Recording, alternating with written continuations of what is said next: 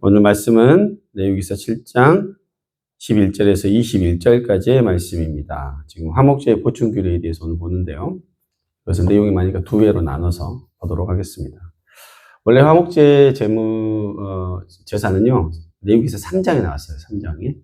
3장에 뭐라고 나왔냐면, 만약에 어떤 사람이 하나님 앞에 감사해서 화목제물을 드릴 때에는 뭐를 드려야 되냐면 소, 양, 염소 같은 것들을 드렸었어요. 등치 있는 것들을 드렸다는 것이죠. 그런데 오늘 이 화목제의 보충규례를 보면 소, 양, 염소가 안 나오죠. 다른 것들이 나와요. 그러니까 서로가 뭐가 조금 틀린가 이렇게 생각할 수 있는데 그게 아니라는 것이죠. 레위기서 7장 11절에서 12절을 먼저 함께 읽겠습니다. 시작. 여호와께 드릴 화목제물의 규례는 이러하니라. 만일 그것을 감사함으로 드리려면 기름 섞은 무교병과 기름 바른 무교전병과 고운 가루에 기름 섞어 구운 과자를 그 감사 제물과 함께 드리고, 이렇게 나옵니다. 그러니까 뭐냐면 감사 제물로 드릴 때 화목 제물은 기름 섞인 무교병, 기름 바른 무교전병, 그리고 구운 가루에 섞어 구운 과자를 드리라고 했습니다.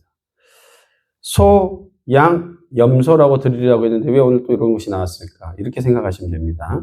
먼저 이미 하나님 앞에 소나 양이나 염소 같은 감사 제목을 드린 사람은 다시 그걸 드릴 필요 없이 또 하나님 앞에 또 감사한 마음이 있으면 뭐예요?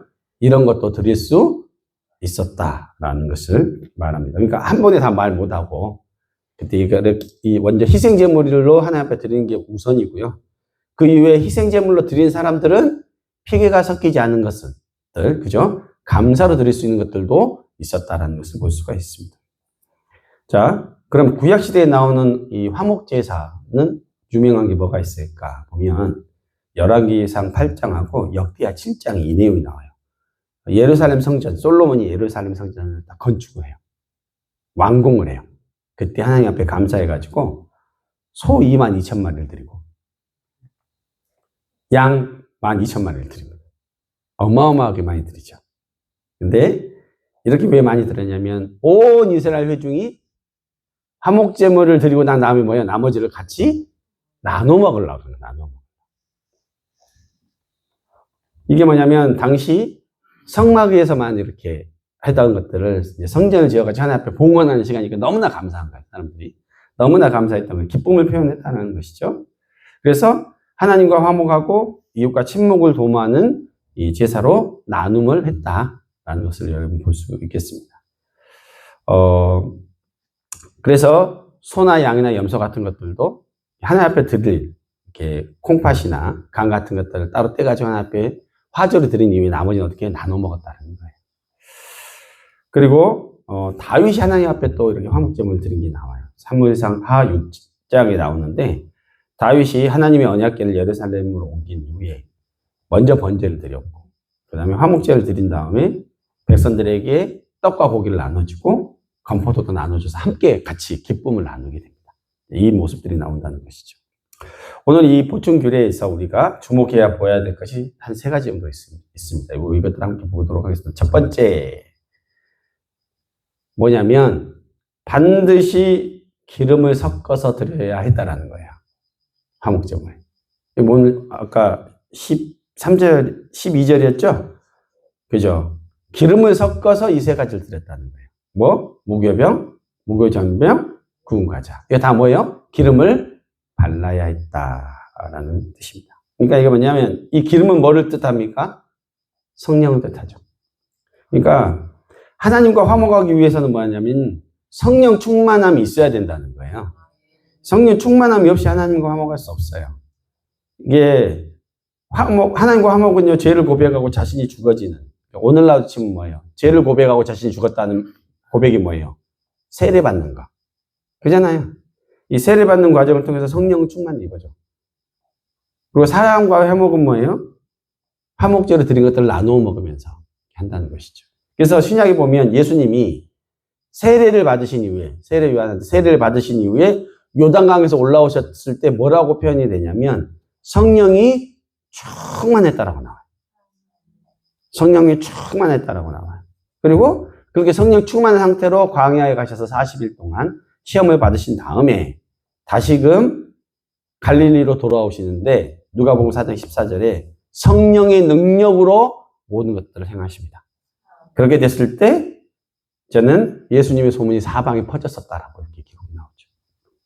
예수님은요, 성령 충만으로 사역하셨고 십자가를 지셨고 그렇게 우리를 원수된 하나님과 우리를 화목하게 만들어 주셨습니다.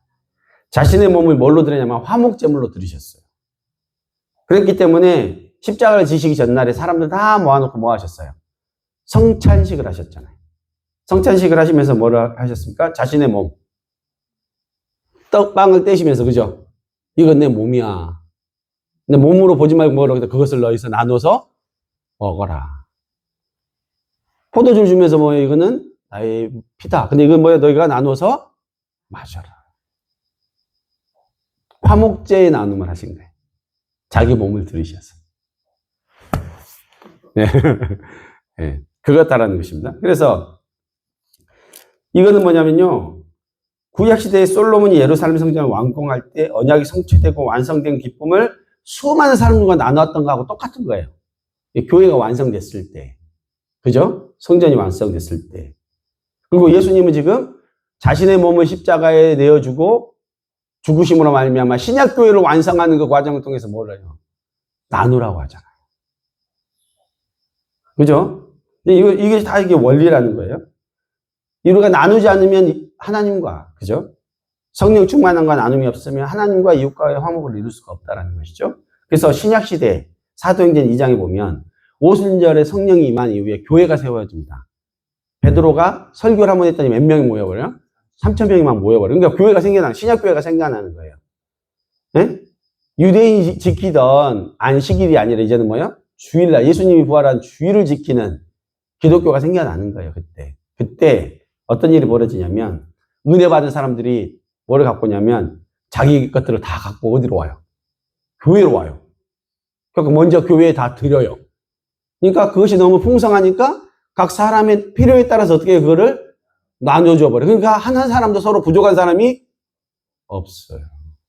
사도행전 2장 24절 제가 읽어드립니다. 믿는 사람들이 다 함께 있어 모든 물건을 서로 통용하고 또 재산과 소유를 팔아 각 사람의 필요에 따라 나눠주며 날마다 마음을 같이하여 성전에 모이기를 힘쓰고 집에서 떡을 떼며 기쁨과 순전한 마음으로 음식을 먹고 하나님을 찬미하니 또 온 백성에게 칭송을 받으니 주께서 구원받는 사람을 날마다 더하게 하시니라.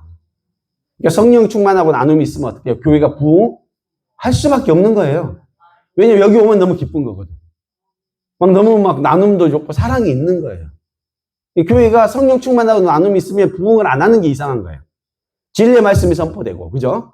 그 말씀으로 말미암아 우리가 변화되고 회개하고 성령 충만해버리면 변화하잖아요. 그러면서 서로 막 서로를 나누고 막 자기 거 가져오고, 그렇지 않습니까? 옥수수 막 갖고 오고.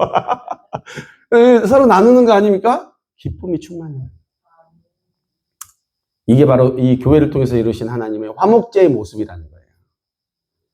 그래서 교회는 쌓기만 하는 곳이 되어서는 안 된다. 하나님과의 관계 회복을 위해서 우리 교회 예배가 성령 충만하고 내가 성령 충만하기 위해서 예배는 최선을 다해서 드려야 되는 거예요. 그 다음에는 뭐예요? 이웃과의 화목을 해서 최선을 다해서 나누는 거예요.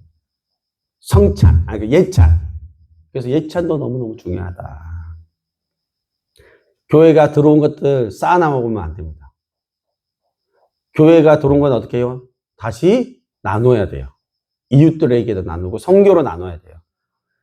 여러분들 11조 하나님 앞에 드리시죠. 교회도 들어온 11조 같은 것들을 어떻게 해요? 최소한 10%는 어떻게 해요?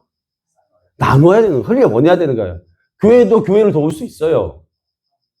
교회도 선교사를 도와야 되고 선교하고 전도하는 데 써야 되고 구제하고 봉사하는 데 써야 되는 거예요. 가장 적은 거 10% 이상 해야 된다니까요. 그러니까 10%, 20%, 30% 더 할 수 있다는 거예요. 그러니까 우리만 쌓아가지고 우리끼리 맛있는 거 먹고 이러면 안 된다는 겁니다, 여러분. 이 성경 안에 원리가 분명히 있다는 걸 여러분 기억하시기 바랍니다. 이것이 바로 화목제 제사의 기본 정신입니다. 두 번째, 화목제물을 먹는 규례에 관한 거예요. 먹는 거에 대한 거. 자, 화목제물을 드렸으면 그것을 어떻게 먹냐에 대한 규례인데, 자, 화목제물을 드리는 규례 세 가지가 있었죠. 감사제, 서원제, 자원제예요. 그러니까 감사해서 드리는 제사, 서원에서 내가 하나님 앞에 드리는 제사, 그 다음에 자원에서 드리는 감사 화목 제사가 있었다는 거예요. 이게 어디에 나옵니까? 예, 16절에 나오죠. 그의 예물의 제물이 서원하는 것이나 자원하는 것이면 이렇게 쭉 나오잖아요. 그 첫 번째는 감사고. 그러니까 뭐냐면 이 세 가지 종류가 있었는데 이거 드릴 때 먹는 규례가 있었습니다. 어쩌냐면 감사제는요. 하나님 앞에 그 드렸으면 그날 먹었어야 돼요. 그날 먹어야 돼요. 조금이라도 이튿날까지 두면 안 됐어요. 그리고 서원제나 감사제 이거는 뭐냐면 남은 것은 이튿날까지 먹을 수 있었대요.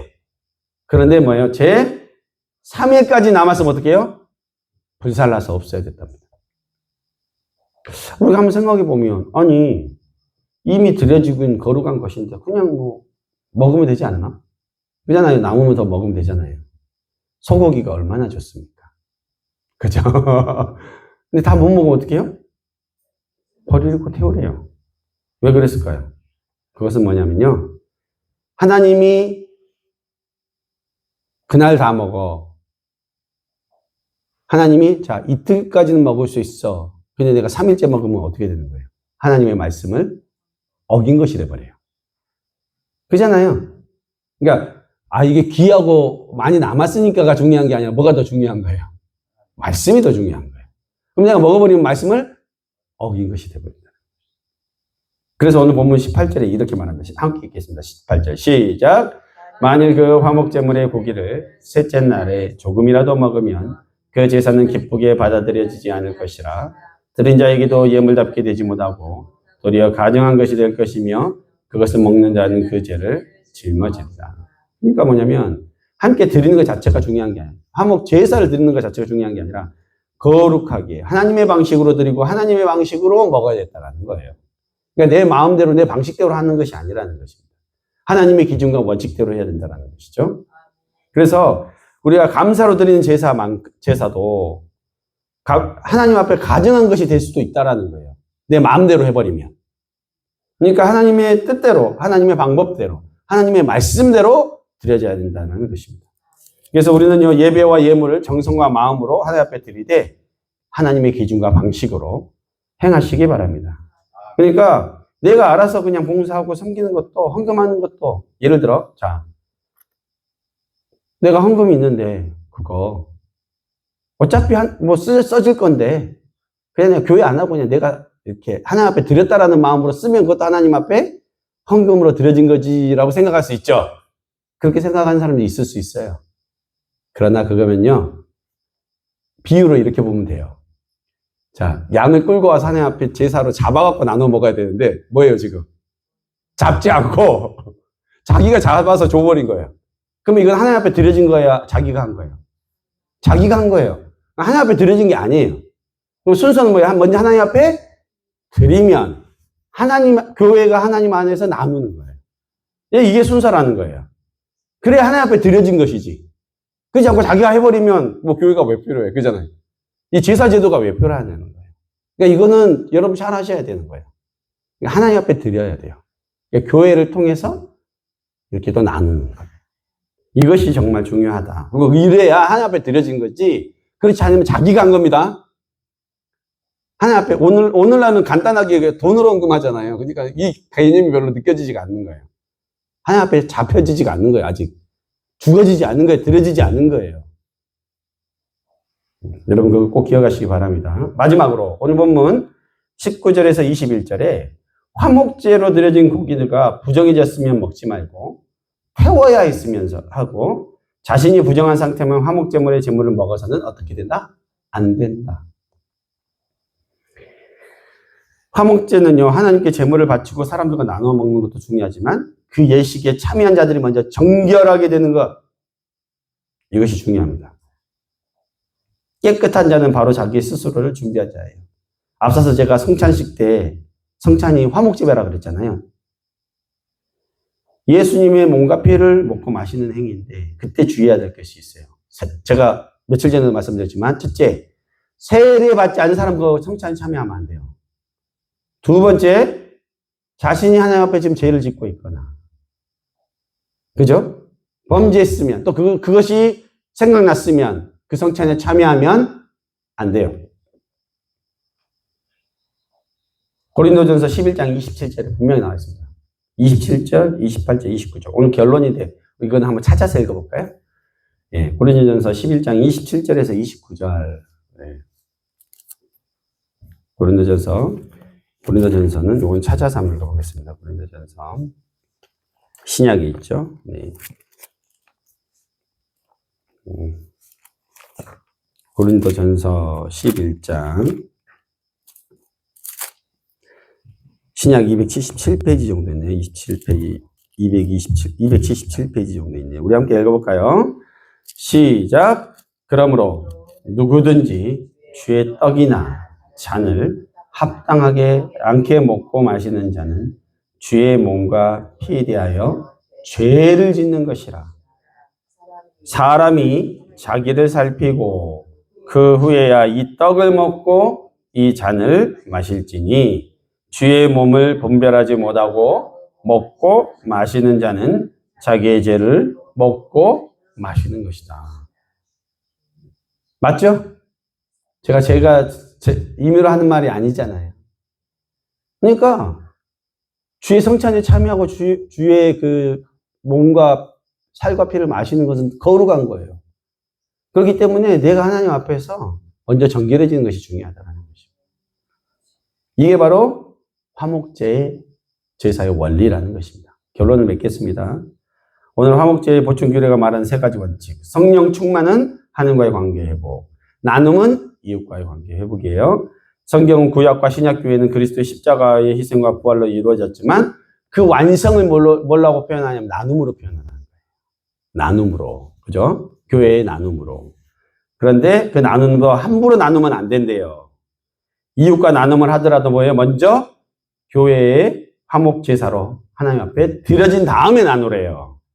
이거 반드시 기억하시고 지키시기 바랍니다. 또 나누어 먹을 때는 부정이 타지 않도록 하는 교례가 있었다는 거예요. 자기 스스로를 깨끗이 하고 먹어야 됐다는 거예요. 여러분 꼭 기억하시기 바랍니다. 이 제사제도 안에 담긴 하나님의 마음과 영적인 원칙, 신앙과 예배 원칙들을 잘 배워서 신앙의 기초를 단단히 하시고 성령 충만하여 교회가 기쁨으로 하나 되고 분케되는 일에 우리 모두가 쓰임받을 수 있으시기를 예수님의 이름으로 축원합니다. 기도하시겠습니다.